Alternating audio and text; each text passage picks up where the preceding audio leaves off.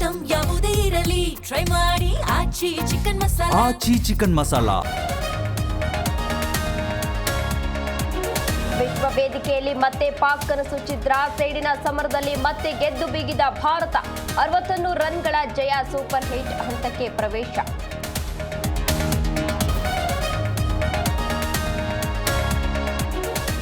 ಮೈದಾನದಲ್ಲಿ ಕೈಕೊಡದ ಸೂರ್ಯ, ಹತ್ತಲಾಗುವ ನಿರಾಕರಿಸಿ ಪಾಕ್ಗೆ ಶಾಕ್ ಕೊಟ್ಟ ಭಾರತ. ದೇಶದೆಲ್ಲೆಡೆ ಟೀಂ ಇಂಡಿಯಾ ಫ್ಯಾನ್ಸ್ ಸಂಭ್ರಮ.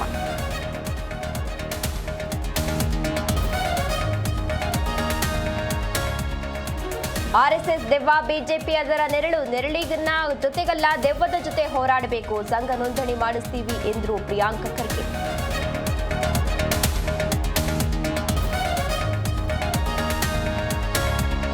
ಭೈರತಿ ಬಸವರಾಜ್ ಆರೋಗ್ಯ ನಾರ್ಮಲ್, ಮೆಡಿಕಲ್ ರಿಪೋರ್ಟ್ ನೋಡಿ 7 ದಿನ ಸಿಐಡಿ ಕಸ್ಟಡಿಗೆ ನೀಡಿದ ಜಡ್ಜ್. ಇದು ರಾಜಕೀಯ ಷಡ್ಯಂತ್ರ ಎಂದು ಬಿಜೆಪಿ ಕಿಡಿ.